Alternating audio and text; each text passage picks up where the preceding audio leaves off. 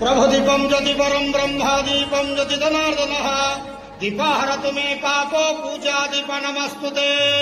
महाप्रभु धवलेश्वराय नमः। संसार सुखी रख। आज शुभ संक्रांति शुभ मंगलवार समस्त भक्त मानकर मंगल कर इष्ट खंडन कर समस्त भक्त मान को आशीर्वाद कर मनस्कामना पूर्ण कर कर्म क्षेत्र नदी कर ग्रह इष्ट मान खंडन कर।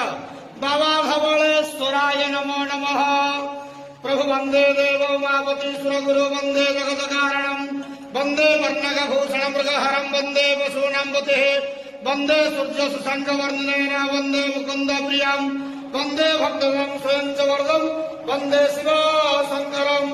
धवलेश्वर महाप्रभु आज शुभ संक्रांति रे समस्त भक्त मान को आशीर्वाद करंद हरि बोलो। ओम नमः शिवाय बाबा धवलेश्वराय नमो नमः।